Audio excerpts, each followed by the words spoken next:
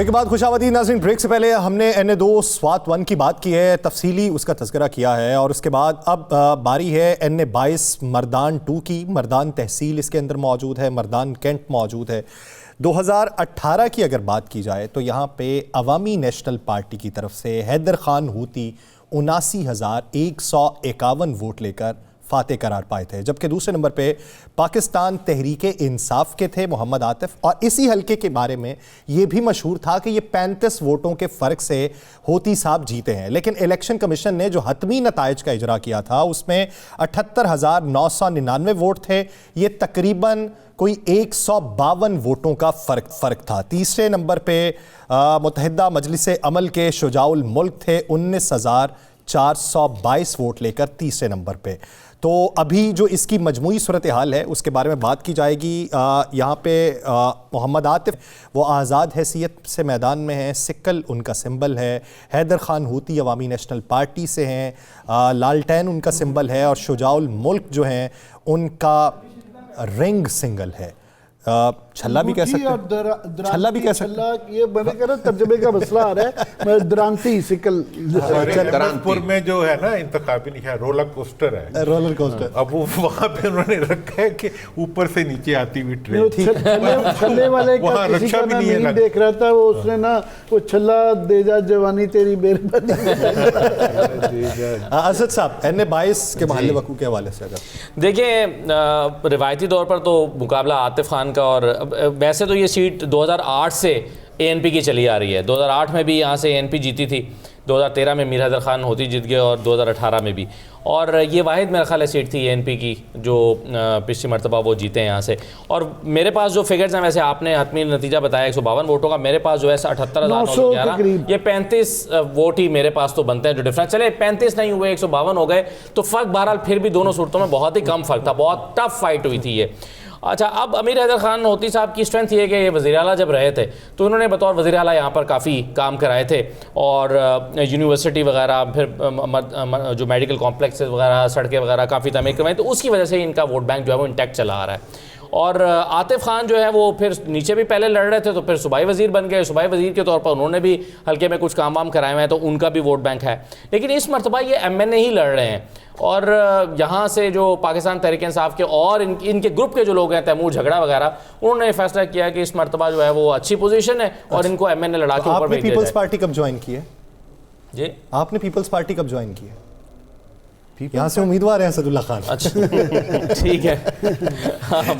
ये आपने और भी मर्दान नहीं, मैं समझ रही की कोशिश यार क्या कर रहा है भाई, मर्दान। वो ये सोच रहे थे कि पीपल्स पार्टी तो ज्वाइन नहीं। इन्होंने कहा मुझे तो हर सवाल का पता है। इसमें तकलीफ दे बात ANP के लिए बहुत ये है कि ANP बहरहाल जो है 40-50 साल से KP की और पहले NAP का हिस्सा रही, तो एक बहुत बड़ी पार्टी वहाँ पे रही है। KP की सियासत में उनका बड़ा रोल रहा है, मगर घटते घटते घटते वो टोटली एक सीट तक महदूद होकर रह गई।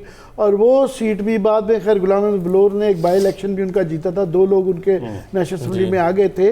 मगर ये भी जो अमीर होती जीते थे, ये भी आप बता रहे हैं कोई ये 1000 से नीचे का ही मार्जिन था। उससे पहले 2013 में भी बड़ी क्लोज जीते थे। तो ये एक ANP का एक जवाल है, और वो जवाल उनका जो शुरू हुआ वो उनके गवर्नमेंट बनाने के बाद हुआ। वो आप ये तमाम ही पाकिस्तान के नेशनलिस्टों के साथ वैसे तो हुआ कि हुकूमत में जाके जब उन पे इम्तिहान आता है, करने की बात होती है, नारे मारना और होता है, डिलीवर करना और होता है, वो तमाम ही जवाल पजीर हुए। ANP का जो है ये इस दफ़ा ये हुआ है, और इस दफ़ा भी जो वहाँ पे सूरत हाल नज़र आ रही है, ANP की कोई इतनी आवाज़ नज़र नहीं आ रही। बड़े कम लोग कह रहे हैं, यहाँ तक कि उनके चश्मो चिराग वली बाग के ML वली खान जो हैं, उनके भी बड़े मुश्किल हालात सुनाई दिए जाते हैं। बाकी भी उनके बड़े बड़े जोरावर लोग होते थे, कोई इतनी ज़्यादा आवाज़ ANP की आ नहीं रही। लेकिन एक बात इसमें बुनियादी तौर पर ये बात सही है कि जो ANP का गढ़ है वो मर्दान है पूरा, लेकिन 4 मर्दान ये इलाके जो थे। और तो ये ज़रूर है कि जब हम नेशनल असेंबली की सीट्स को आप देखें तो वहाँ पे उनको एक ही सीट मिली थी। लेकिन एक और फैक्टर भी अगर थोड़ा सा इसमें वो कर दें कि जब लोकल बॉडीज़ के इलेक्शन हुए थे, आपको याद होगा 2021 में शायद, उस वक्त जो है इनके मतदान में इन्होंने एक रिवाइवल भी देखने में आया था और उनका मेयर भी मुंतखब हुआ था और इस इलाके में जो है इनके लोकल बॉडीज़ के जितने भी इलेक्शन हुए थे उसमें इनका पल्ला भारी रहा था। वो अलग बात है कि उस वक्त सूरत हाल ज़रा मुख्तलिफ थी, जबकि PTI का एक हद तक खिलाफ जो एक वेव चली हुई थी। तो मैं जो मर्दान की सियासत में यकीनी बात है कि ANP का सबसे बड़ा मसला इस वक्त आता है, जो कि पहले एक चीज़ थी कि इनकी लीडरशिप बहुत ही कमज़ोर है। सही। और ये कि ख़ानदानी हम लोग बहुत बात करते हैं, अहमल खान के मुताबिक तो ये था कि सिर्फ इस वजह से उनको सदर बनाया गया कि वो इस्फंदयार वली खान के बेटे थे, बल्कि एक मजाक से बन गया था। देखें उसमें ANP के पास बहुत अच्छे इफ्तिखार हुसैन जैसे, जाहिद खान जैसे लोग भी मौजूद हैं, लेकिन उनको नहीं सामने बिलोर। लेकिन उसमें एक मजाक से किसी ने मुझसे ANP के सीनियर उसने कहा था कि मशहूर था कि इस्फंदयार वली खान के कोई एक और औलाद हो गई है, तो उन्होंने कहा मुबारक हो, हमारा जनरल सेक्रेटरी पैदा हो गया। जी मैं वहाँ पढ़ता रहा हूँ जी KPK में, हमने सियासत सीखनी होती थी तो हम इस घराने से सीखते थे। लेकिन और पूरे ये जो पख्तूनख्वा की जो सियासत थी उसके अंदर इनका और इनके वर्कर्स का एक इम्पैक्ट था ख़ानदानी तौर पे। लेकिन अब यही बात मैं बार बार कहता हूँ, बाज़ लोग माइंड भी करते हैं, मरूसियत जो होती है वो सियासी, कौन माइंड करता है वो एक कल इन्होंने माइंड किया था। तो मरूसियत जो होती है वो सियासी इदारे को खा जाती है, बल्कि हर इदारे को, जिस इदारे के अंदर सिफारिश मरूसियत आ जाएगी वो सियासी। अब अगर आपने मुझे इजाजत ना दी बोलने की, इनकी बात सुन के आपने तो ये इंसानी हुकूक की पामाली होगा। आपके साथ हूँ नहीं जो आप कह रहे हैं, एक मिनट रुकिएगा, एक मिनट रुकिएगा। कि मरूसियत की सियासत में अगर गुंजाइश कोई पैदा भी कर ले तो खाकसार तो इस मामले में। अब आप दुरानी साहब का रिबर्टल देना चाहते हैं मेरे सवाल का जवाब? मैं आपके सवाल का जवाब भी दूंगा मुख्तसरन, और इनकी बात जवाब में मैं लिख के लाया हूं, मुझे पता था दुरानी साहब ने ये बात करनी। अच्छा, देखिए मुल्तान के गिलानी और कुरैशी हैं, जरा हाँ या ना कर दीजिए मतीन साहब। गुजरात के चौधरी और जेलम के चौधरी हैं, घोटकी के महर हैं, अच्छा, राजनपुर के मजारी हैं, अच्छा, लाहौर के शरीफ और लाड़काना के भुट्टो हैं, हाला और रहीम यार खान के मखदूम हैं, अच्छा, चार सद्दा के खान जिनकी बात हो रही है ना, वट के मैंगल और डेरा बुगटी के बुगटी हैं, सुभान अल्लाह। ये आगे जाएंगे ना तो हमारा 4 घंटे निकल जाएंगे। सब कॉन्टिनेंट, पूरे सब कॉन्टिनेंट की सियासत के अंदर मरूसियत है। अच्छा, अब सवाल अब मैं सवाल अपना इससे ही रेज कर देता हूँ। दुनिया भर में ये बहस रहती है मरूसियत की, इवन अमेरिका में कैनेडीज होते हैं, बड़ी बड़ी ये जॉर्ज बुश सीनियर फैमिली रही है, मगर मैरिड के ऊपर मरूसियत हो जो अगर प्रोसेस से गुजर के आए तो इतराज नहीं है, सिर्फ इसलिए कि वो इस्फंदयार वली का बेटा है उसको कर दिया जाए तो फिर प्रॉब्लम है। लेकिन सर एक चीज सिर्फ मेरी पूरी करने दे बात प्लीज, 1 मिनट लंबी हो जाएगी, इस प्रोग्राम छोटा है। उसमें यह है कि आप इस बात पे तो कोई दो राय है ही नहीं कि मरूसियत नहीं होनी चाहिए, लेकिन सवाल यह है कि अगर है तो फिर क्या करना है। सही। और उसके लिए ये इलेक्शन वक्त नहीं है कि इस पे बात उठाई जाए मरूसियत खराब है फलाना है। आप ग्राउंड रियलिटीज को देखते हैं और उसमें फिर एक और चीज भी आती है, यानी यासिर, कि जमहूरियत आपने क्या करनी है बचा के, या जमहूरियत ही बड़ी को जरूरी है, जबकि आप दूसरी तरफ आपके अवाम की खुशहाली है, किसका फैसला करेंगे? लेकिन इसमें यहाँ पे बात इसमें यहाँ पे इसमें बात इसमें मॉरिशस नाम को बैलेंस कर रहा है। इतनी मेहनत करके आपने जो लिख के लाए ये नाम ये जुबानी याद होने चाहिए थे कल आपको। दूसरा ये कह दूं, ये तो लाइटर बात कर रहा था कि केपी का एक और जो अहम पहलू, इससे ये मिस ना हो जाए कि केपी के अंदर, चूंकि मैंने कहा क्योंकि ये कॉमन डिनोमिनेटर है, पीटी हर जगह पाई जाती है, केपी के अंदर ये है कि हर पॉकेट के अंदर, हर इलाके डिस्ट्रिक्ट के अंदर 4 वे 5 वे 6 वे भी 6 पार्टियां आपस में वहां पे लड़ रही है। अच्छा, वोट के मुनकसिब होने का बड़ा है कि किसकी किससे छोटा सा मरूसियत की इसलिए बात नहीं हो रही थी कि पूरी सियासत में बल्कि सिर्फ अहमद खान के हवाले से एक बात आ रही थी कि उनका कोई तजुर्बा नहीं था। बिल्कुल पहले सही। इसलिए आपसे बात हुई थी, उसमें ये नहीं था कि ओवरऑल सर वो आगे पार्टी की क़यादत के अलावा पार्टी की क़यादत के अलावा अवैध साहब ब्रेक लगती है, उधर से फिर वापस आता हूँ, फिर उधर जाता हूँ, फिर वापस आता हूँ। जैसे जिस कैंडिडेट की हम इस वक्त बात कर रहे हैं ना सारे मिलके, उनके वालिद साहब की हो गई हुई है डेथ। उनका एक बहुत बड़ा फैक्टर था, वो मिनिस्टर ऑफ कम्युनिकेशन थे ना, अगर आपको याद नहीं, है। एमएल के वाले हैदर के बाद आजम खान आजम खान। होती। फिर ये जब यानी चीफ मिनिस्टर बनते हैं तो इन्होंने कुछ लोगों के काम किए हैं, लिहाजा हम इनको एकदम से रूल आउट नहीं कर सकते। नहीं, टफ कॉम्पिटिशन है, यहाँ टफ फाइट है। बहुत इंपॉर्टेंट डॉक्टर साहब की राय ले लूं। डॉक्टर साहब आप क्या समझते हैं, ये इस नशिस्त को कहा जाता है कि ये सर्वाइवल की जंग है एएनपी की? देखें, दो तीन चीज़ें हैं। एक तो जाहिर है कि ये उनके घर की सीट है और ये ठीक है, जैसे असद ने भी कहा कि बड़े काम उन्होंने किए अपने वक्त में। 2008 से 13 तक वो चीफ मिनिस्टर थे। 2000 वो चीफ मिनिस्ट्री ख़त्म हुए, अब 11 साल हो गए हैं। लोग वोट देते हैं आज की सूरत हाल पर और आज की कंसिडरेशंस पर। जैसे PMLN आजकल लोगों को बताने की कोशिश कर रही है कि 2016 से 18 तक आपके साथ बड़ी ज़्यादती हुई थी, तो उसको याद रखें, आज की सूरत हाल को ना याद रखें। ऐसा नहीं होता। और उसके बावजूद हर इलेक्शन में हम देख रहे हैं कि मार्जिन कम हो रहा है। उसकी वजह यह है, ये बिल्कुल ठीक है, मैं एग्री करता हूँ इस बात से जो नाम अभी नजम साहब ने लिए, डायनेस्टिक पॉलिटिक्स होती है, दूसरे मुल्कों में भी होती है, हमारे ख़त्ते में तो ज़ाहिर है उसकी एक ख़ास अहमियत है। लेकिन ये सारे नाम अपनी इंडिविजुअल सीट तक महदूद हैं और किसी न किसी पार्टी का हिस्सा हैं। अगर आप डायनेस्टिक पॉलिटिक्स को अपनी जमात का be all and and all बना लेंगे तो जाहिर है कि फिर उसके कॉन्सिक्वेंसेस होंगे, क्योंकि मुल्क के अंदर उसके खिलाफ एक सेंटिमेंट मौजूद है।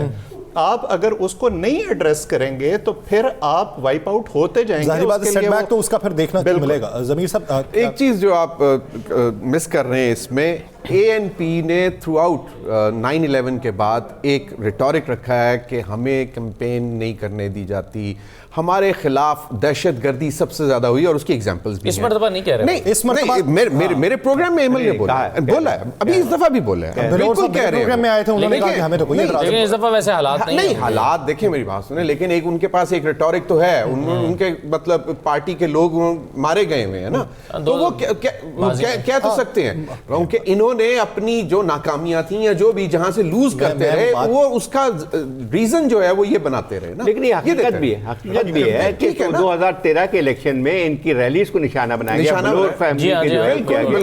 बलोर साहब के तो ये एक फैक्टर बड़ा इंपॉर्टेंट है और जिसकी वजह से ANP को नुकसान होता रहा है। और दूसरा ये कि अभी जिस तरह अवैस ने बात की, लेकिन अवैस 2018 में भी तो वही जीते ना, अब 2011 में अगर लेकिन मार्जिन 2011 साल हो गया, मार्जिन वो देखे ना, उसकी रीजंस जो है ना, वो भी तो एक सीट रह गई ना, कहां पे कितनी सीटें थी और कहां पे एक रह गई, तो ये एक फैक्टर भी है। यानी अब खदशा ये है कि ये एक जो है वो सिफर पे तब्दील ना हो जाए, ये मामला है। अब बात तो ये कहा जा रहा है कि ANP को अगर यहाँ पे किसी और पार्टी को स्पेस मिलेगी तो KPK में ANP को भी स्पेस दिलवाई जाएगी और दी जाएगी। लेकिन ये एक डिमांड मॉडल, ये जो बातें बताते हैं ना,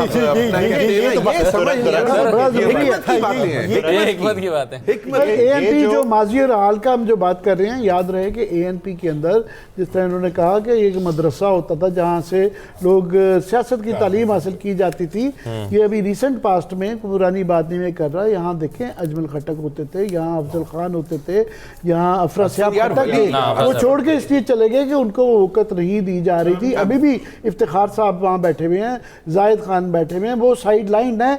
एमल वली खान जो है द फेस ऑफ ANP कर दिए गए हैं। तो ये एक टावरिंग पर्सनैलिटीज की ANP का किससे आपने खान को खो दें, महताब अब्बासी को खो दें, खाकान अब्बासी को खो दें, हर बड़ी पार्टी के लीडर को खोल दें, बच्चों को संभाल लें, तो आप समझेंगे कि जो तो ये 4 खानदान के लोग एक शहर से लड़ रहे हैं। तो इसी जिस तरीके से पाकिस्तान जैसे मुल्क में क्या किया जाए, एक ब्रेक लेते हैं, उसके बाद आते हैं। लेकिन आपने जो बात की चाहिए, लेकिन अगर ये बात उन जमातों को खुद समझ में नहीं आती तो मैं और आप नहीं समझा सकते। ये बात है। आपने जो बात की ना जमीर साहब, आपने जो बात की कि वो इन्होंने दुरानी साहब ने बीच में वो बात की है, तो वो मुख्तलिफ आरा का हम मतंजन बना रहे हैं, तो ज़ाफ़रान ये शामिल कर रहे हैं ना उसमें, वो उस तरह की राय देंगे। एक ब्रेक लेते हैं, ब्रेक के बाद वापस आएंगे और फिर बात की जाएगी NA83 सरगोदा के हवाले से। कहीं नहीं जाएगा स्टे विद अस।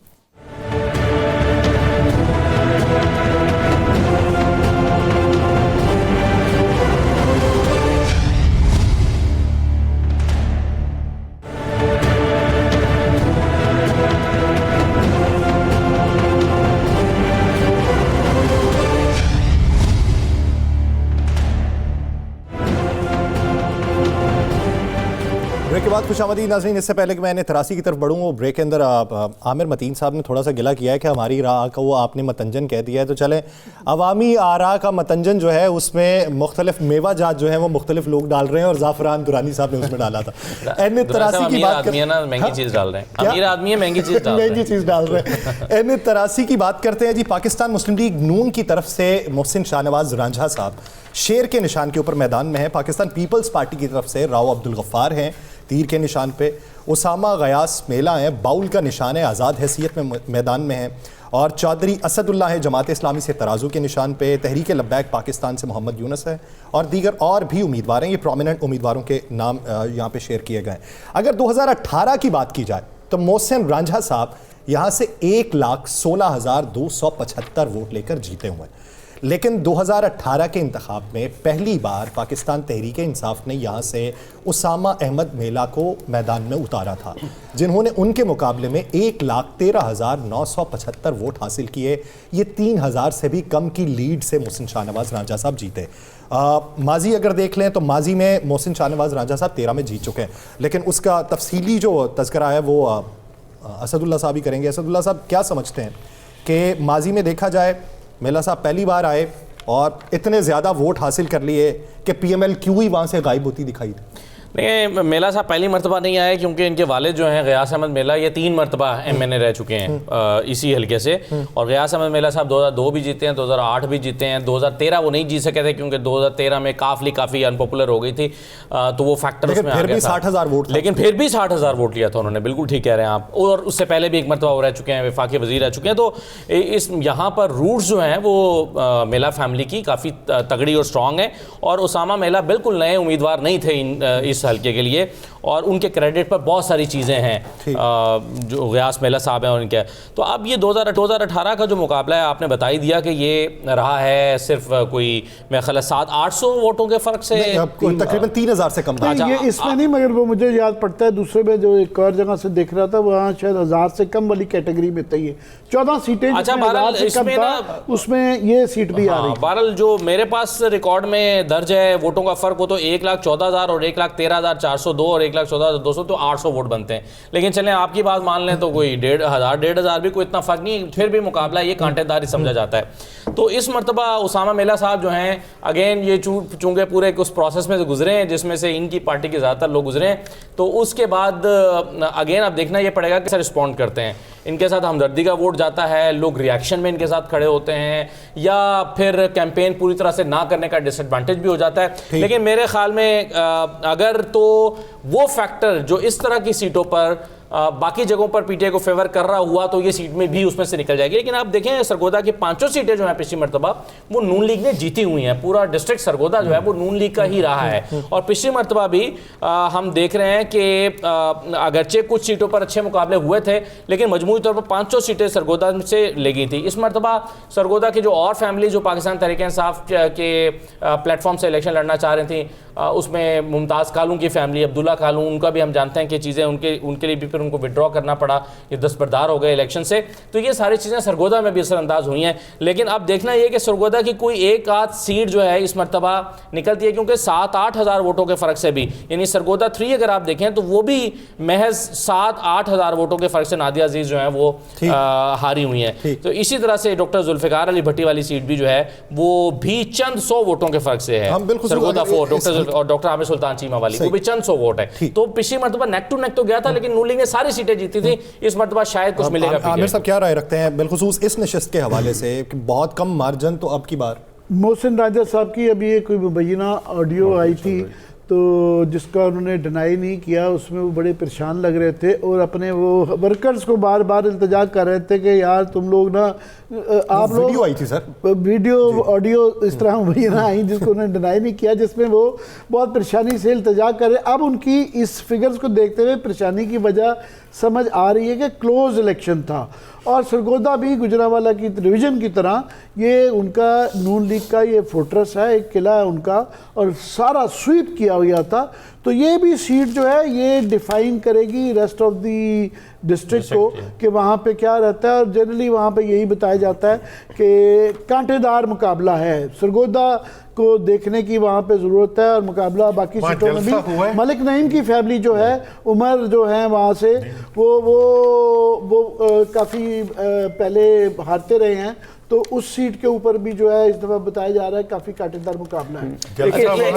मरकज़ी लीडरशिप ने सरगोदा में जलसा किया, किसने? मरकज़ी लीडरशिप ने नहीं, नून की मुझे आखिरी जलसा मरियम नवाज ने 11 महीने पहले। अच्छा एक चीज में काफी ज्यादातर पॉइंट आपका क्या है कि उन्होंने वहीं पे जलसे किए हैं, क्योंकि बाद में होता है जी जलसा भी किया फिर भी हार गए, तो बड़ी सिलेक्टेड जगहों पे किया गया। मोहसिन राजी साहब की बात आ रही, मेरे ख्याल वन ऑफ द फ्यू ऐसे हैं यंग जनरेशन में जो कि मुस्लिम लीग में नजर आते हैं चेहरे। लेकिन अब जो है एक और बात भी है कि जो सरगोदा की हम सियासत की बात कर रहे हैं, एक वक्त में पीपल्स पार्टी का भी वहाँ पे अच्छा खासा असर होता था। आपको याद है ये एहसानुल्लाह पराचा जो कि वहाँ से मेंबर मुंतखब हुए थे, फिर बेनज़ीर साहबा के जो है फाइनेंस मिनिस्टर भी रह चुके थे। लेकिन ये बहुत हुआ है कि जो तब्दीली आई है वहाँ पूरी, जैसे पंजाब में पूरी तब्दीली आई है कि पहले PMLN और पीपल्स पार्टी का मुकाबला होता था, अब वो तब्दील होकर जिसका सरगोदा में भी इस वक्त है कि वो PTI वर्सेस PMLN होती है। लेकिन मेरा ख्याल ये है कि इस वक्त जो आपने बताया है कि जो मार्जिन जो था लास्ट में, उस वक्त तो एक हद तक ये PMLN का एक हद तक वेव तो था, यानी GT रोड पे तकरीबन 40 सीटें जो इस बेल्ट की थी उसमें से 34 तो भी PMLN जीती थी।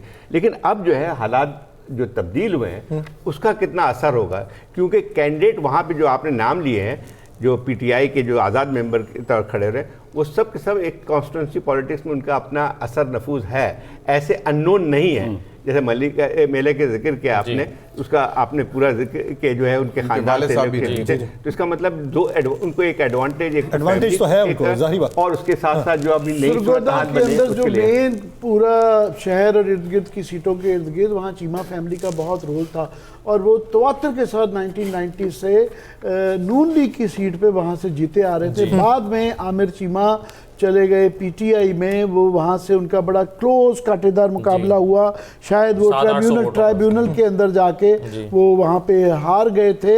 उनके बेटे मुनीब थे गालबन, शायद इस दफ़ा वो उन्होंने दस्तबरदार हो गए हैं। जी अच्छा, एक फैक्टर बड़ा इंपॉर्टेंट और दिलचस्प है इस सरगोदा डिस्ट्रिक्ट में, मैं अगर आप इजाज़त दें तो उसमें वो ये है कि 5 सीटों में से सिर्फ एक सीट उसामा मेला की ऐसी है जहाँ पर वो पिछली मरतबा इलेक्शन लड़ने वाले उम्मीदवार दोबारा इलेक्शन लड़ रहे हैं, 18 वाले, वरना बाकी 4 सीटों पर उम्मीदवार तब्दील हो गए हैं। यानी आमिर सुल्तान चीमा ने बहुत अच्छा परफॉर्म किया था, लेकिन उनकी जगह खुदादाद कलियार एडवोकेट आ गए हैं जो कि नए उम्मीदवार हैं। इसी तरह से डॉक्टर नादिया अजीज अब नहीं और उनकी जगह पर शफकत अवान एडवोकेट लड़ेंगे, यानी वकीलों को डालना पड़ा यहाँ पर। और इसी तरह से जो डॉक्टर ये जो पीपल्स पार्टी ने भी तब्दील किया है, तो यहाँ पर सिर्फ एक उसामा मेला है जो पिछली मरतबा वाले हैं, बाकी सारे उम्मीदवार नए हैं, तो ये एक डिसएडवांटेज लेकिन ये कैंडिडेट दूसरे कैंडिडेट का क्या पस मंजर क्या है कि उनके वो फ्रेश हैं, जैसे वो PTI ने वकीलों को खड़ा किया यहाँ पर अपने पुराने वर्कर्स। नदीम अफजल चांद साहब की जो सीट है वो वहाँ पे मैं इत्तफाकन वापसी पे वहाँ से होता हुआ आ रहा हूँ, तो वहाँ पे कांटेदार मुकाबला है, वहाँ पे 50-50। अगर कांटेदार मुकाबला है ना कहीं पे, तो 2 फैक्टर्स हमें बीच में डालने पड़े। वो कौन से थे? हमें बताया गया कि इस दफ़ा को 20-22 मिलियन जो है ना वो नए वोटर्स हैं। हाँ जी, ऐसे ही है। 2 चीज़ें अगर PTI के जो यानी कैंडिडेट हैं, बोल मेरा ख्याल है उनका वो है प्याला बाउल, जी बोल, वो उनका प्याला है, प्याला, हाँ प्याला ही है, प्याला। अच्छा, अब ये है कि अगर वो सिर्फ ये 2 फैक्टर ज़रा कंट्रोल, एक तो ये कि लोगों को बताएं कि ये बोल जो प्याला है ये हमारा है, और दूसरा वो जो नए वोटर्स हैं। याद रहे कि सरगोदा की जो जानते हैं वहाँ की सियासत को, उसमें एक चीज़ और बड़ी इंपॉर्टेंट है कि हुकूमत कौन बना रहा है। हाँ, पूरे पंजाब और पूरे पाकिस्तान का सरगोदा की खास तौर पे हुकूमत कौन बना रहा है, और उसमें ये जो हवा चल पड़ी, बिलखुसूस आप ये साइकी क्यों समझते हैं? मैं इसलिए समझता हूँ कि वहाँ पे मैं रहा हूँ, मैं वहाँ पे मेरी वो माइंडसेट है लोगों का, ठीक माइंडसेट पंजाब का, सियालकोट का मुझे अच्छी तरह से पता है, मुझे सरगोदा का पता है। ये ठीक कह रहे हैं कि पंजाब में वो ओवरऑल होता है। तो एक फैक्टर हो गया कि हुकूमत कौन बनाएगा, जो लग ये रहा है पिछले 4 महीनों से कि जी नून की हुकूमत आएगी, लग ये रहा है, मैं नहीं मानता, लेकिन लग ये रहा है। दूसरा ये कि जो नए वोटर्स हैं, वो बता देना, मानते किसकी? आपके ख्याल में हुकूमत किसकी बन रही है? हुकूमत किसकी बन रही है? हुकूमत तो मखलूत बन रही है। और उसमें प्राइम मिनिस्टर का जो है वो मैं यानी अपनी असेसमेंट के मुताबिक बता सकता हूँ, मेरा नहीं ख्याल कि नवाज शरीफ साहब बन रहे हैं। अच्छा, अब ये है कि ये 3 फैक्टर जो मैंने बताए हैं, क्योंकि इसमें सिर्फ 800 जिस तरह ये बताया है इसने यानी असदुल्ला ने कि 800 फैक्टर, आप कह रहे हैं 3000 का फर्क था, 3000 से कम का। अब उसमें अगर फर्ज करें कि 4-5 हज़ार वोटर जो हैं वो जो नए वोटर्स में सिर आ जाते हैं और बोल पे वाकई ठप्पा लग जाता है, तो ये कांटेदार मुकाबला शायद पीटीआई के उस इंडिपेंडेंट की तरफ चला जाए। सही। अच्छा दुरानी साहब, आपने वो पूछा था जलसे का, अभी जो फैसलाबाद में गुज़श्ता जलसा हुआ है ना नून लीग का, वो आप कह सकते हैं कि वो फैसलाबाद कम सरगोदा का जलसा था? क्योंकि उसमें आपके कहने पे नहीं, उसमें आधी से ज्यादा आवाम सरगोदा से आई हुई थी उस जलसे में। ये क्या मान लेते जी, मतलब कंफर्म, मतलब ये फैसलाबाद सर मेरा ताल्लुक फैसलाबाद से। रिश्तेदार हैं, इनको पता है सर। मेरी नहीं, इलेक्शन लड़ना है उन्होंने फैसलाबाद से। मेरा शहर है फैसलाबाद। मेरा भी शहर है फैसलाबाद। सरगोदा से, जड़ावाला से, कनोट से सारी। फिर वो तो देखिए, उर्दू सुन के शक नहीं होता लेकिन कि जो फैसलाबाद स्टाइल से भी ऐसे लगता है। जैसा कि आपका भी है गालबन। यस है लालपुरिया। आप ये फैसलाबाद के जलसे का जिक्र करें, धोबी घाट का, जो कि जिसमें 3000 कुर्सियां लगाई गई थी और भरा नहीं जा सका था, जी, जिसमें मीडिया पर पाबंदी लगा दी गई थी कि वो अपनी लाइव फीड नहीं दिखा सकते। मीडिया पर पाबंदी तो हर जगह, वो अपनी फीड दे रहे हैं ना, फीड दे रहे थे, वो सहूलत दे रहे हैं। वहां पर बाकायदा पाबंदी लगा दी गई थी और उसमें नवाज शरीफ साहब बाकायदा कारकुनों से शिकवा करके उतर के आ गए थे कि आप 2 बजे बुलाया था, आपको बहुत लेट आए हैं आप। ये उस जलसे की बात कर रहे हैं सर। मेरा जो गवर्नमेंट बनेगी, सरगोदा से देर से पहुंचे देर से सरगोदा से निकले हुए थे, देर से पहुंचे। जी सर। देखें गवर्नमेंट, बड़ा इंटरेस्टिंग बात है कि जी गवर्नमेंट अब किसकी बनेगी, ऐसे ज़रा थोड़ा जिसमें आवाम का भी इंटरेस्ट, हल्कों में तो हल्के वालों का होता है। देखिए जी, इस वक्त तो ये है कि कुछ लोग तो बिल्कुल अपने आप को प्राइम मिनिस्टर डिक्लेयर कर चुके हैं। एक राय ये भी है कि कोई डार्क हॉर्स आएगा जो कि सबको काट के आगे निकल जाएगा। कहाँ से आएगा? वो बलूचिस्तान से आ सकता है, सिंध से आ सकता है, किसी भी एरिया से आ सकता है। ठीक है जी। तीसरी चीज़ जो इसके बारे में ये कह रही है, कोई पपेट भी आ सकती है। ठीक है ना जी, कि ये एक ऐसी चीज़ जो कि अभी तो आप कह रहे थे नवाज शरीफ नहीं, वो इन्होंने कहा वो भी आ सकती है। तीसरी चीज़ जो इसमें सबसे बड़ी बात है कि ये जो पूरा इलेक्टोरल प्रोसेस इस वक्त चल रहा है, ये पाकिस्तान में जमहूरियत का बहुत बड़ा आगे की तरफ सफ़र है। ठीक। इसके नतीजे में जमहूरियत एक नया रुख अख्तियार करेगी। अब अवाम की जमहूरियत ताकतवर होगी और खवास और इलेक्टेबल्स की जो जमहूरियत है या इलेक्टेबल्स की इलेक्टेबिलिटी अब अवाम ने चैलेंज करती है। आइंदा के लिए अगर इस मुल्क के अंदर जमहूरियत को मजबूत करने के लिए कौमी, सूबाई और बल्दियाती इंतखाबात इकट्ठे हों तो फिर और इससे आगे बढ़ते हुए स्टूडेंट्स पॉलिटिक्स को भी ऑन किया जाए, तो आप देखेंगे कि आइंदा के जब इलेक्शन हुआ करेंगे तो डिस्कशन ही बिल्कुल डिफरेंट हुआ करेगा। वैसे बिल्कुल मैं वापस उसी नुक्ते पे आता हूँ। इस हल्के के बारे में अगर बात करें तो आप क्या समझते हैं कितनी मुश्किल हो सकती है मोहसिन शाहनवाज रांझा साहब? इसको जोड़ते हुए जरा आगे मैं आपके शुरू हो जाता तो मैं अब तक तो दाइए ऐड कर देता हूँ, क्योंकि हम कंक्लूजन की तरफ भी जा रहे होंगे। तो आप जो सवाल नुरानी साहब से किया गया था, राजा साहब से जाके ऊपर ही राजा स्टोरी पे भी चलिएगा, किसने इस मुल्क का राजा बनना है, यानी तो वो भी सब कंक्लूड करना शुरू करेंगे। वैसे आज अभी इस जब कंक्लूड करें तो मैं चाहूंगा कि एक मतलब अपना पोल भी दे दें, नंबर्स दे दें। वो भी ये तो अगले 24 से 48 घंटे में, खास कल शाम को जब हम बात कर रहे होंगे तो हमें पता लग जाएगा कि ये इलेक्शन जमहूरियत को मजबूत करने की तरफ गए हैं या उसकी जो रही सही जान है वो भी निकल गई है इनकी वजह से। सो ये तो हमें पता लग जाएगा।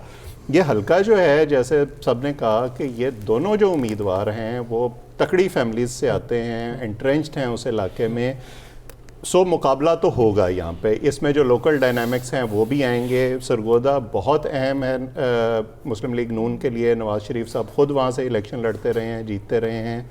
कोट मोमन जो इस हल्के के अंदर आता है, मेरा तो ननिहाली शहर भी है। मैं फिर रूरल इकोनॉमी को लेके आऊँगा वहाँ पे। इस पूरे सरगोदा की बेल्ट से किन्नू एक्सपोर्ट होता है और अब की बार की इस दफ़ा जो वहाँ पे सूरत हाल है कि किन्नू की फैक्ट्रियाँ बंद पड़ी हैं, माल जो है वो फैक्ट्रियों के अंदर पड़ा है और एक्सपोर्ट नहीं हो रहा। हुकूमत पिछले 2 साल में और हुकूमत के नुमाइंदे उन किसानों से वादा करते रहे हैं कि हम आपका मसला हल करा देंगे, मसला हल नहीं हुआ। सो वो जो स्विंग वोटर है जो उस इकॉनमी की बुनियाद पे वोट देता है, जिसका किसी एक या दूसरी पार्टी से कोई उस तरह की आइडियोलॉजिकल एफिलिएशन नहीं है, वो किस बुनियाद पे वोट देगा, वो इस फैक्टर को ज़रूर देखेगा और ये बैलेंस को टिल्ट कर सकता है मेरा ख्याल में। ठीक, ज़मीर साहब आप इस पे क्या राय रखते हैं? देखिए, मैं दोबारा वही बात करूंगा कि अभी माड़े बंदे होंगे ना, किसान माड़े ही होंगे ना। हमारे पाकिस्तान में तो यहाँ बहुत बड़ा जिम्मेदार हो तो उसको इन चीज़ों का परवाह ही नहीं होती है।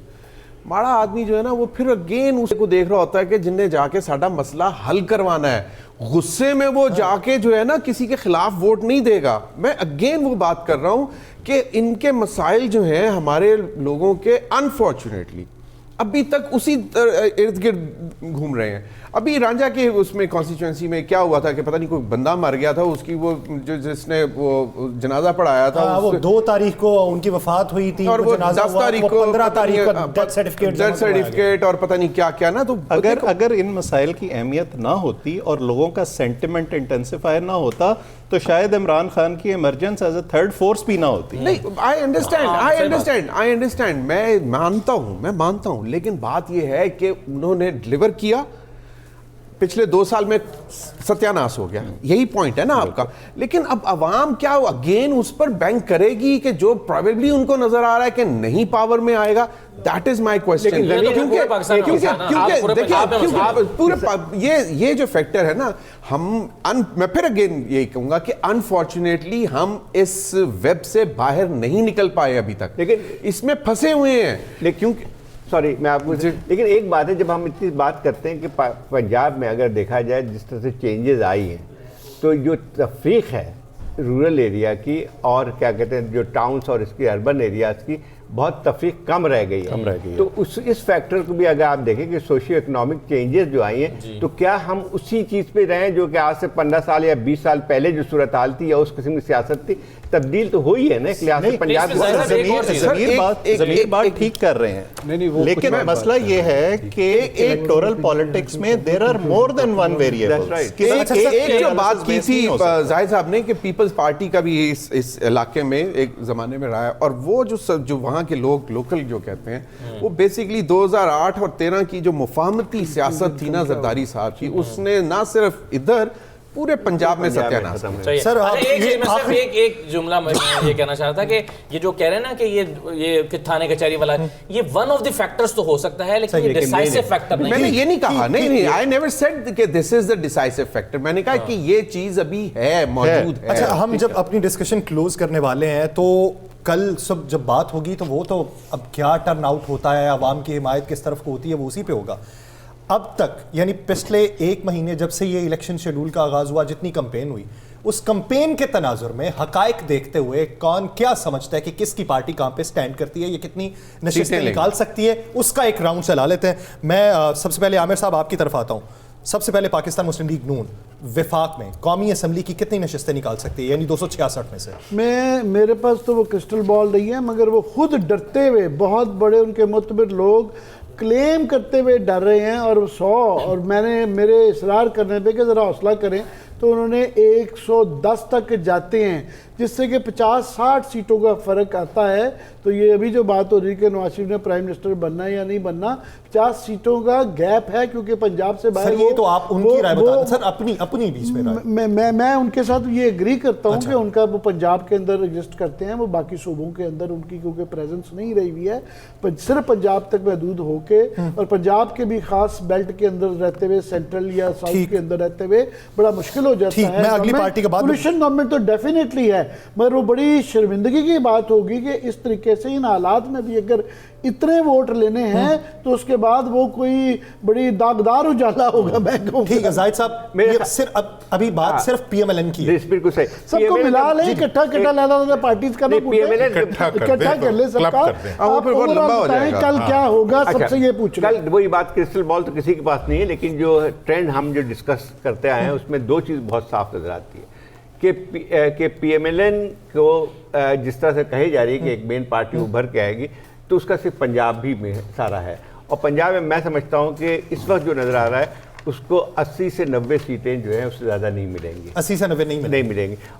उसमें ये कि उसके बाद क्या गवर्नमेंट अच्छा चले वो उस पे जो डॉट हमारे यहाँ पे डॉट इंडिपेंडेंट्स लिखे हुए हैं उनको कितनी शिस्तें मिलेंगी? अब वो उस पर डिपेंड करती है कल की सूरत हाल क्या बन के आती है, क्या उनके जो है इनके जो पोलिंग ऑफिसर्स हैं उनको जाने की इजाज़त दी जाएगी या उठा ली जाएंगी, उस पर डिपेंड करता है। लेकिन अगर जो रेला अगर देखा जाए थोड़ी सी भी अगर उसको फेयर हो जाती, मुझे लगता है कि यहाँ पंजाब में 30 से 40 सीटें जीत सकते हैं ये। 30 से 40 सीटें। सर आप तायद करते हैं इसकी? नहीं, मैं तो विंडो ये कहना कि पीटीआई के इंडिपेंडेंट वो कितने जाएंगे, मैं ज़्यादा फोकस करूंगा कि वो कल के हालात के बाद। मगर मुझे लग रहा है कि उनकी विंडो बहुत बड़ी है कि वो जो कह रहे हैं कि 141 पंजाब की सीटों में से वो उनकी जो इंडिपेंडेंस की वो है वो 50 से लेके 100 और 150 तक भी जा सकती है। बाकी सूबों की भी अगर बनानी चाहिए। पंजाब की बात करते हैं, केपी की बात मैं नहीं कर रहा हूँ, या कराची की बात या बलूचिस्तान की बात। दुरानी साहब क्या समझते हैं? मैं इस वक्त ये बात दोबारा कहना चाहूँगा कि केपी, पख्तूनख्वा और पंजाब, यहाँ के अवाम का बिहेवियर माजी के इलेक्शंस की निस्बत बिल्कुल बदल चुका है। ठीक, और इसलिए आप एक मुख्तलिफ नताइज भी एक्सपेक्ट कर सकते हैं। लेकिन जो इस वक्त माहौल पाया जाता है और जो पुराना तरीका था जितवाने का, इशारे तमाम जो है वो इस वक्त PMLN की तरफ जा रहे हैं कि इन्हीं को जीतना है। अवाम इन इशारों को रिस्पॉन्ड करते हुए नज़र नहीं आ रहे। ठीक है, अब ऐसी सूरत में अगर आपने आगे हुकूमत चलानी है तो अवाम को और PML को आधी आधी सीटें दे दें तो फिर तो हुकूमत चल जाएगी। अगर आप इस बैलेंस को आउट करेंगे नहीं तो पीपी किधर जाएगी? पीपी तो अपने इलाके में है ना। मैं पंजाब और पीपी पंजाब में ज्यादा नहीं नजर आ रही, 6 सीटें थी। अच्छा, आपसे मैक्सिमम पंजाब और हाँ, पंजाब मैं इधर तो मेरा ये भी बड़ी बहुत छलांग मारेंगे तो 10 मेरा मैं तो इस सिस्टम को चलाने के हक में हूँ, जमहूरियत के जरिए अमल को आगे बढ़ाने के हक में हूँ। उसके लिए सोचने वालों को के लिए मेरा ये ख्याल है कि इतनी समझदारी से चलना चाहिए, बजाय इसके कि इतना कॉर्नर किया जाए कि बिल्ली भी उछल पड़े। वो फिर नजमुल साकिब, देखिए, एक चीज़ है कि मेरा दिल क्या चाहता है और एक चीज़ है कि हालात क्या कह रहे हैं। एक जो ऑब्जेक्टिव तज्जियाकार है ना, ऑब्जेक्टिव एनालिस्ट है, वो अपने दिल की बात नहीं करता। विशफुल थिंकिंग की बात नहीं करनी चाहिए हमें कि जी हमारा दिल चाहता है और आप उसके बारे में एक ज़ोरदार सी जोशीली सी तकरीर कर देते हैं। मुझे जो हालात नज़र आ रहे हैं उसमें ये है कि अगर एक सिर्फ वेरिएबल मुझे पता चल जाए ना इस वक्त, तो मैं पूरा आपको एग्जैक्ट डेट बता सकता हूँ। वो वेरिएबल है कि वोट डालने, वोट गिनने और हतमी नताइज का ऐलान होने में बहुत सारा, यानी ऐसे वो खौफनाक मराहिल हैं। अगर मुझे ये पता चल जाए कि जितने वोट डले हैं यासिर उतने ही गिने गए हैं, उतने ही उनकी बेसिस पे ही निकले हैं, इस वेरिएबल की वजह से मैं आपको हतमी तौर पे नहीं बता सकता, लेकिन मैं आपको ये बता सकता हूँ। नहीं तो आप भी जबरदस्ती ना निकलवाएं, ये फैक्टर है कि कल का हमें नहीं पता कि ये हालात के ऊपर। अच्छा, अब ये है कि मौजूद इस वक्त PMLN का जो है, PMLN का जो है असेसमेंट है, ये PMLN का जो है उसमें एक सीन सिर्फ बताऊंगा आपको, आप सब ने वो देखा होगा। नवाज शरीफ साहब खड़े हैं और उसके बाद शहबाज शरीफ साहब खड़े हैं और ख्वाजा आसिफ के उसका जो है ना उसका हुआ है कि वो ख्वाजा आसिफ हार रहा है, कुछ हो रहा है, इस तरह की बात। ये तखय्युल में सोच रहे हैं? नहीं, ये सीन हमने देखा हुआ है। अच्छा, माजी की देखा हुआ है हमने। अच्छा। और उसमें फिर ये है कि जो तकरीर नवाज शरीफ साहब उस वक्त फरमा रहे थे उसमें उनका लबो लहजा बदलता है और उसके बाद वो जिस तरह नहीं होता कि अब शांति मेजॉरिटी मिल गई तो वगैरह। अच्छा, वो भी फैक्टर अपने सामने रखूं मैं तो मैं ये कहूँगा कि मेरे जो दोस्त PMLN के हैं जिनसे मैं बात करके आया हूं आपके स्टूडियो में, वो ये कहते हैं 90 भी मिल गए तो बड़ी गल हुई। ठीक है, वो ये कह रहे हैं, अंदर से डरे हुए हैं ना। उसमें से कितनी चीज़ें ऐसी हैं जो स्टिक की हैं या काम आई हैं, ज़्यादातर चीज़ें बैकफायर हुई हैं। सो इसीलिए शायद चीज़ें वहाँ तक चली गई हैं जहाँ तक कोई एक्सपेक्ट नहीं कर रहा था। लोग उसको कंट्रोल समझते हैं, मैं उसको डेस्परेशन समझता हूँ, क्योंकि ग्राउंड की सिचुएशन उनके हक में नहीं है, उनके हाथ में नहीं आ रही। मैं नहीं समझता कि कल का पूरा दिन भी वो माइक्रो मैनेज कर सकेंगे रिमोट कंट्रोल से कहीं बैठ के। चीज़ें फ़र्क होंगी। एक साइजेबल नंबर जो है वो पीटीआई के नाम पर इंडिपेंडेंट्स जीत के असेंबली में पहुंचेंगे। देखना ये होगा कि वो लोग जो असेंबली में पहुंचेंगे, जीतेंगे, उन पर छाप बानी पीटीआई की होगी या किसी गैबी कुव्वत की होगी, वो हमें कुछ दिन में पता चल जाएगा। बाकी मैं नहीं समझता कि किसी भी एक जमात को सिंपल मेजॉरिटी मिलेगी। मेरा ख्याल है ये चूं-चूं का मुरब्बा ही अच्छा, होगा। अब आपसे सवाल मुख्तलिफ है। आप क्या समझते हैं जो इंडिपेंडेंट्स की बात हो रही है वो कितने एक छाप के साथ रहेंगे और कितने मुख्तलिफ जमात? सर पहले नंबर ले लें, मेरा भी सब अपना नंबर दे रहे हैं। तो मेरे ख्याल में पीपल्स पार्टी जो है वो 60 के करीब जा रही है। और ये देखें कल रिजल्ट क्या निकलता है हमें नहीं पता, लेकिन हम तो ये कैलकुलेट करते हैं ना कि जी कितने कौन जीत सकती है, वो फिगर्स हैं। ठीक। और नून लीग मुझे 70 के करीब नजर आ रही है, 70-75 के दरमियान, अगर अच्छा परफॉर्म कर गए तो। अच्छा। और आज़ाद उम्मीदवार मुझे 100 और 100 और 105 के दरमियान ये नजर आते हैं। बाकी तकसीम हो जाएगा, 16 सीटें बलोचिस्तान की सारी तकसीम हो रही हैं, 2-2, 3-3 में तकसीम हो रही हैं, वो सारी की सारी तकरीबन आके हुकूमत के साथ मिल जाएंगे। तो ये मेरा जो है फिगर है। आपका जो अब सवाल है कि कौन आज़ाद उम्मीदवार जीत के मौजूद रहेंगे, मेरा ख्याल है 50% मौजूद रहेंगे, 50% भाग के चले जाएंगे। इससे कोई फर्क नहीं पड़ता, 100 के 100 भी चले जाएं नून लीग में और जाके हुकूमत बना लें, क्रेडिबिलिटी उस हुकूमत की कोई नहीं होगी। पिछले 2018 के इंतखाबात से ना 3-4 दिन पहले एक ये बाकायदा सोशल मीडिया पे चल गया था और उस पर टिक भी हुए थे और उस तरह वो हाथ से लिखे हुए थे। और इसी तरह का एक जो है वो अभी चला है और वो किसी ने जो शेयर किया उसने कहा कि हाउ कम ये लोगों को कैसे पता लग जाता है कि इतना एग्जैक्ट। तो उसके मुताबिक जो है मुझे मैं इससे एग्री नहीं करता कि पीएमएलएन को वो 2024 में 117 दे रहे हैं। 117 किसकी बात कर रहे हैं? दिलचस्प, मेरा फिगर नहीं है। और 2018 में उनकी पैसे ना अपनी 2-2, 3-3 तलाकें हुई हुई हैं और दूसरों की शादियों को प्रोटेक्ट करते हैं। पीपल्स पार्टी को असद ने कहा 60, तो वो जो मौसूफ हैं जिन्होंने बनाया है उन्होंने 56 और पंजाब में 10 नहीं 11। आपने कहा था ना कि 10-11 तो 11 ऐसे पॉलिटिकल प्रेडिक्शंस होती हैं। ये पिछली दफा बिल्कुल 10 भी बहुत ज्यादा, मैं कह रहा हूँ 6 और 10 के दरमियान कहीं, लेकिन इनका ख्याल है कि 11 ठीक है। और पीटीआई के वो कह रहे हैं कि जी 28 होंगी। 28? हाँ, मतलब जो इंडिपेंडेंट पूरे पाकिस्तान में, पूरे पाकिस्तान में मेरा जाती ख्याल है, मेरा जाती ख्याल है कि 80 to 85 तक क्या है। अच्छा, दो मुतजाद किस्म के कल आ गए तो कल हम इस पे डिस्कस कर लेंगे। मैं बहुत ही मोहतात हो रहा हूँ नंबर देते देते, क्योंकि मुझे कल के हालात का नहीं पता। जो नजम ने बात की कि कल क्या अवामिल होते हैं वो फैक्टर बहुत पिछले साल, पिछली दफा अभी तक हम यहीं पे बैठे हुए थे और वो 5 साल तक बहस जारी रही और वो लड़ाई मार कुटाई होती रही। सिर्फ एक फैक्टर था, इस दफा कोई उस तरह के 10 फैक्टर अब हो रहा है और जो कल होगा। सर लास्ट 30 सेकंड मैं कंक्लूड कर दूं कि ये जो इन्होंने बात किया कि उसके बावजूद ये इलेक्शन है, द वेरी फैक्ट कि हम ये मारने वाला भाग जाता था, नया आ जाता था, यहाँ वो सिचुएशन नहीं है। 1975 में एक नॉवेल लिखा गया था क्रैश 79 के नाम से, उसमें बताया गया था कि 1979 में ईरान में इनकलाब आएगा। ट्रांसमिशन का वक्त खत्म हुआ चाहता है। इस उम्मीद के साथ और इस पैगाम के साथ कि कल के दिन निकलिए, अपने वोट का हक इस्तेमाल कीजिए और फिर नतीजा खुदा पे छोड़ दीजिए। इस उम्मीद के साथ कि पाकिस्तान में जो भी हुकूमत बनेगी वो हुकूमत मुस्तहकम होगी और हमें इस गिरदाब से निकाल पाएगी। इसी उम्मीद से हमें इजाज़त दीजिए। अपना बहुत सा ख्याल रखिएगा। अल्लाह ने के बाद।